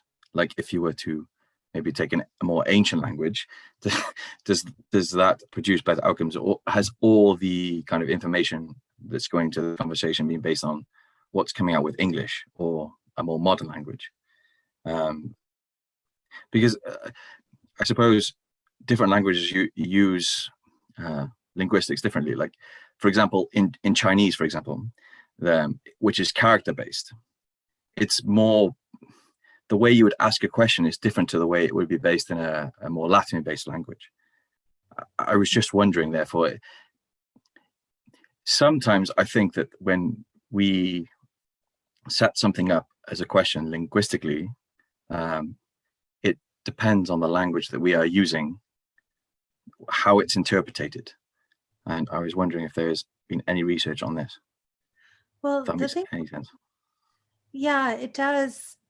Now that might get into other psychic work where that might be more relevant, but a lot of times with associative remote viewing, the viewers aren't even really being spoken to other than just told to describe this target, or they aren't even talked to because they're just sent a number and they know that their task is to describe either the feedback photo that they're going to see in connection with that number, or to describe the target that's connected to the number. So that would be working in remote viewing lingo, that would be called working without front loading. And so you're just told, here's a number, do your session. And viewers that are experienced already know how to do that. So it's almost like there isn't language spoken to them. Now there is what the tasker is intending, which might be to describe the feedback photo, but kind of along those same lines. But for associative remote viewing, I don't know that that would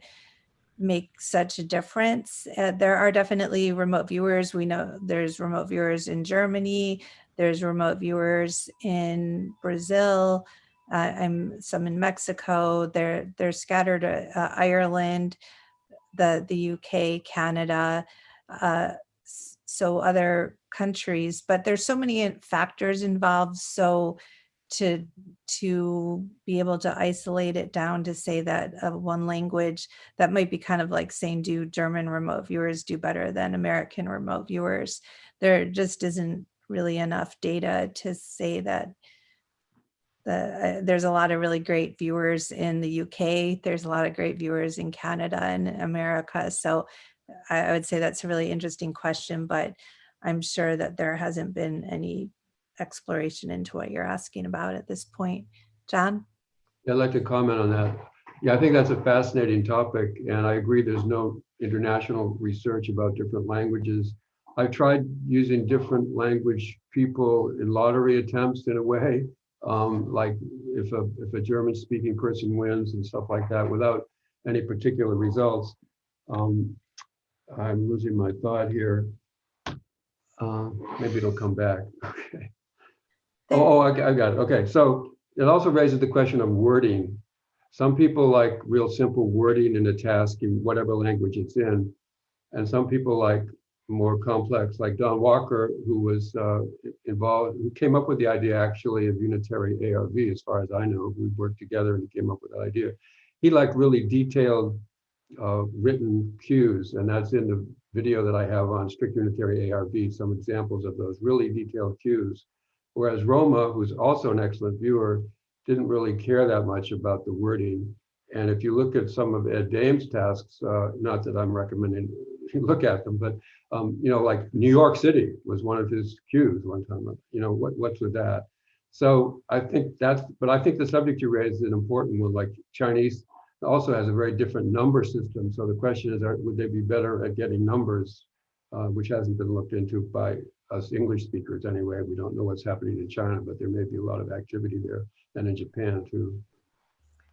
Yeah, it might be really relevant if the task was to be able to come up with words, something that many people right now, or maybe not many, but some of us are really interested in, and I think you'll see more exploration in the future, is remote viewers describing words and letters and things like that. And then language may be exactly what you're talking about, very relevant for those tasks. Or maybe remove words altogether and just use sketches and pictures, because they're universal, aren't they? A gestalt for a house will be common across the globe, I would have thought, or for a person, or for water, that kind of thing.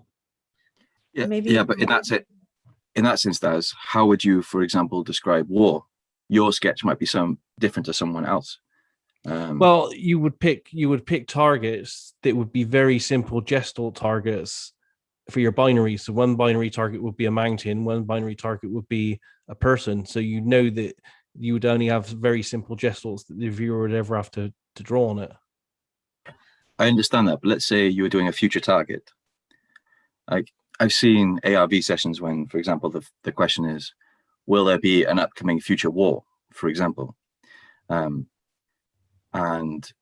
that was the question. And then it would be, if the answer is yes, you'll sketch this. If the answer is no, you'll sketch something else. Right? But the question in that case is irrelevant. It doesn't matter about what the question is. The answer is A, a tree, or B, a river. It doesn't matter that you're talking about war. That's irrelevant. Only one of those is going to be true. But I'm saying, potentially it could be like an economic war, or it could be a war of attrition, or it could be a war of economics. These are things which are, up for debate, maybe linguistically between humans. That it could be. I don't think the question that we're asking ever is it play here. I mean, it might be in the way that intent in the tasker is entwined in the target. But yeah, for me, it's the actual outcome things that seem to be causing displacement and all kinds of weird things. But again, that might be down to intent as well. We just don't know enough about this. It's just so complicated at this stage. That does give me the idea, though, if using languages like Chinese with characters, if viewers are good at sketching and we want them to come up with an actual word or letter, we could have them do that with Chinese characters or languages that are more pictorial. And I don't know that if that's been done, but that would be a really fantastic project. I think that might really produce some great results. So thanks for that. I only say this as someone who used to live in China, and learning the language there, everything is either black or white in a sense when it comes to characters. It's either this or this. Whereas English, let's say, is more open to interpretation, I think, and the slang is also the same. We can change letters around and invent new words, but you can't invent new characters. It has to be the way it is. And then when you look back in history of like of languages in general. Where do they all come from? And if they all came from a source, is there more truth in where the languages that we are now currently speaking came from? And is there more evidence to say that the previous ways that we used to talk are better for producing better results, let's say? It's a hard question. And probably for me, you see, when I do RV sessions, I quite often get words come through in my RV that aren't even part of my common day-to-day language. And I always underline those because I know my own language. So it seems to be that we are getting our data or our language from somewhere that it seems to be like a central hub or area of it, and it just comes through to you, whether it's your common language or not. So yeah, it's interesting. Very interesting. It'd be a great experiment to try if you, if you know some Asian remote viewers. No, that's fine. This will be my last comment before I leave. But as I say, when you're doing your RV sessions, things are coming through to your head, and then you're defining them in the language that you know, I think, or with a sketch. But in terms of the gestalt, it will be something that you can define within the language that you know. But that wasn't kind of the question. The question is, if you set up the question linguistically differently, is there any recorded evidence that based on the language or the language type, is there better results? That was kind of it, because we all interpret things through our imagination or through pictures, and then define it based on the language that we know.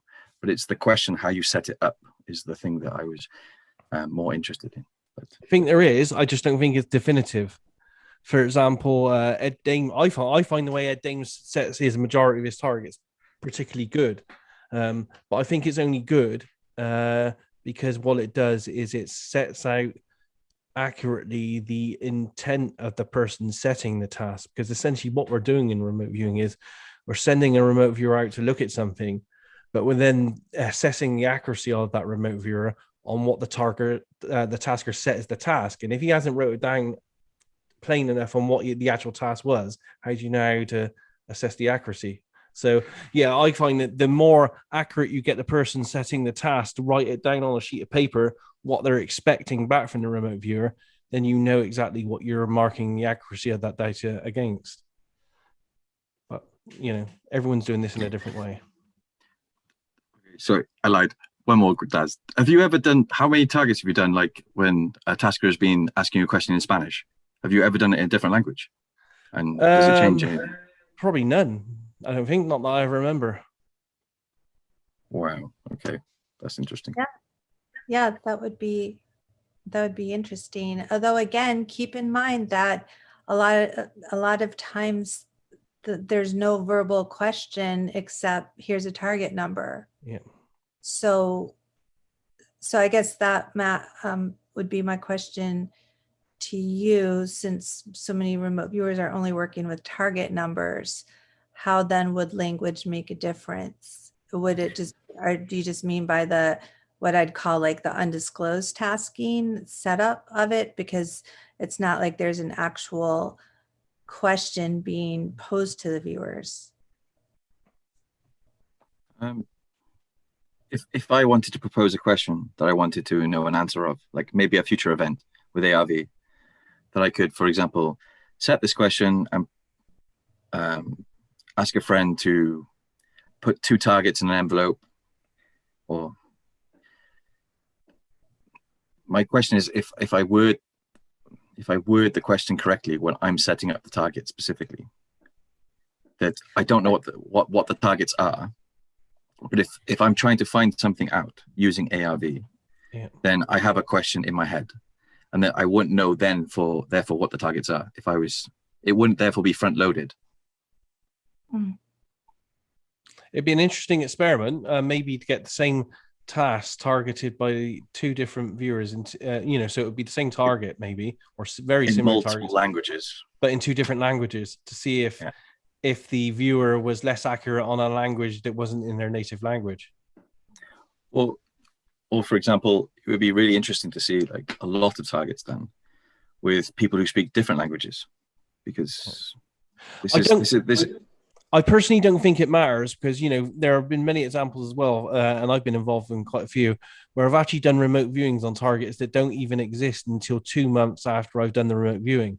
So we do the remote viewing first, and then 2 months after I've done it, someone picks a target of an event that happened a month in the past, and then sets that the target. So then there is no target when I'm doing the remote viewing.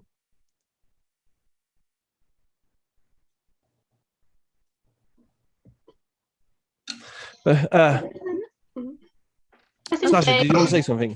Well, I was going to say, I speak French with my family. So if I've just had a conversation with a family member, a cousin or something, and then later that day I'll do a remote viewing session, and then I'm thinking in French for the rest of that day, right? Because I was speaking in French. So then that's my, that's the language of thought for the day. And I don't think, honestly, from my perspective, it doesn't matter what language the question is in, and it doesn't even matter what language I'm thinking in when I'm doing my remote viewing session. Some words will come through in English and some words will come through in French, regardless of which language I'm thinking in while I'm doing the remote viewing session. And so I would suspect it's the same for anyone who's fluent in multiple languages. It's just that the concept, I think that there are differences in how accurately some languages define a concept. So there are some words in French that are a little bit more nuanced than the English word, and vice versa. And so what I find is sometimes if a French word comes through when I'm doing my remote viewing while thinking in English, it's because that French word is a little bit more precise or has a nuance that the English equivalent doesn't quite have. And it's the same if it's the opposite. If I'm doing my viewing while thinking in French and an English word comes through, it's because that English word has a flavor to it that the French word doesn't quite capture. So I don't see that it would make a difference. I think it's just the information that's coming through and it's filtering through whatever is within your vocabulary. And so I think even if you were doing it in Sanskrit, I think you would get, I think for something like Sanskrit or some of these ancient languages or even Latin, you would probably get lesser results because their words tended to map on to a lot more different concepts. So one word mapped onto a lot of different things, right? Whereas English, it's very much one-to-one, right? This means this specific definition. And so I don't know that using older languages or using something like Sanskrit, I don't know that you would get more accurate results. That's my take. That kind of brought in the second part of my question, which is about how to set the question. So for example, if we're doing sports, could, for example, the word like which team will win be interpreted differently? Like maybe one team would win emotionally, or if you set up the question, which team will score the highest score in this game, and then propose that as the question, and then have two different targets. But then I think the intent, I think, shouldn't be overlooked, right? So even if someone is writing quite poorly, their grammar is bad, the question they're using, like you said earlier, they're using the word war, but there are different meanings of the word war. Is it a battle with guns, or is it an economic war? But I think the intent of the tasker, we know, somehow gets through to the viewers, right? Well, and kind of what's coming to mind is like the issue with horse racing, like what you're saying, Matt, that's an issue. Are you asking who's going to come across the finish line, or which horse is going to produce the highest amount of money that can be won? And that's been a source of confusion for viewers, where you were just said, here, say who's gonna win the horse race. So in that case, it is helpful to specify what you're talking about for the viewer. Although in some cases, ARV is just set up, just telling the viewer to describe the feedback photo. So again, they won't, a lot of times viewers don't even know what the event is, much less what's being sought from it. They're just told on Tuesday morning at 10 o'clock, you're going to see a feedback photo, just describe that photo. All right, should we move? Thank you for those questions. And did anyone else? If we just go to Brett, I think Brett, make Brett the last question. Yeah, I have one other question that's a much bit different topic than the last there. I'm curious if the viewers, if you have any data on what the individual's viewers' financial kind of situation looked like. Or, I mean, this might be going a little far for just volunteers potentially, but one of the things, the reason why I asked this is if you've ever thought about that or looked into that is because one of the things that I attribute a lot of recent success with ARV personally is because I've done a lot of mindset work on abundance and wealth generation and my relationship with money, things like that. And when I started doing that, and I've also worked with a couple other people who did similar things, that their ARV accuracy also increased as a result of that. I wonder, do you have any data in your research to see, well, you know what, there's this viewer, he's already making a ton of money, but he's not having success with ARV? Or is there like a theme where it's like everyone who is trying to get this with ARV is already maybe not used to making a lot of money? And so you brought this idea at the beginning, like, oh, if we did this, we'd make $16 million. And it's like, well, what if the individual's mindset or belief system disallows them from actually making $16 million? And therefore that's why, I mean, can't know for certain, right? It's just an idea, but I'm wondering if you have any thoughts on that or any data suggests that maybe it might be something like that too. Because I certainly is what I'm seeing as potentially a possibility. Yeah, very good point there. And Marty Rosenblatt definitely believes in the power of intention. And I mean, I do too. My third book is on that subject. Now, the thing is, though, with Firefly, everybody was trying to be positive. I mean, I was ironically not so positive at the beginning, although I still participated. But so it's kind of hard to say because you had so many people involved. But we did have intention setting sessions. We did get together at least twice. I remember Igor facilitated at least one of those where we got together and we did meditations, we did visualizations. There people spoke positively at least, and we weren't like publicly voicing doubts. So there was definitely that element of trying to achieve that. Now, of course, it kind of goes by subconsciously where you're really at. So that question, that would be really interesting to look at. Like, I'm thinking of Greg, I can't pronounce his last name, Greg K., who did the 13-year study, and he, with the ARV, and he, I think it was something like $150,000 over that period that he earned. However, it really was a combination of his using his awareness of the stock market paired with intuition. But he seemed like he was already someone who was doing well in life and had achieved a certain level of success. He was Right. also an accomplished cyclist. And you can look at too, like for that matter. So Russell Targ, Hal Puthoff, who had the earlier successes, they were, I mean, not like independently wealthy guys, but they were earning a decent amount at SRI. I've read their contracts when working in Ingo's archives, and they were making like $400 a day, which, wasn't a bad wage in the 70s and 80s. So that's a really good question, but it hasn't been assessed. And along those lines, I really feel like what the whole question around finances is the least studied area as far as I'm concerned in ARV. A lot of times people aren't even talking about what they're wagering. So Firefly is different because we had those ongoing stats, but traditionally, even under the APP umbrella where individual people are just wagering, they're not sharing what they're doing. So we don't even know in any group when a viewer receives a prediction, whenever someone receives a prediction, we don't know what they're doing with it. Are they wagering themselves? How much are they wagering? Are they wagering in the direction of the group prediction, or are they wagering on their own? When we've been at conferences in Vegas where there's group predictions, I personally, and I know lots of other people, where we've gone against the group prediction. because we didn't trust the group prediction. We trusted our own viewings more. And what impact does that have?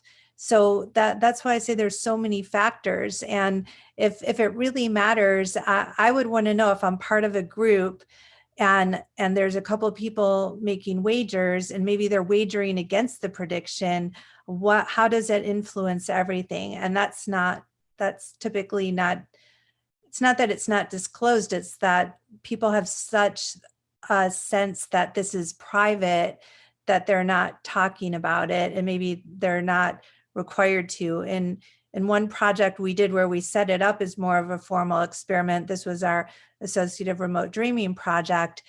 I tried to get people, first, I didn't want the individual viewers to receive the predictions because I didn't want this outside variable that we couldn't trust.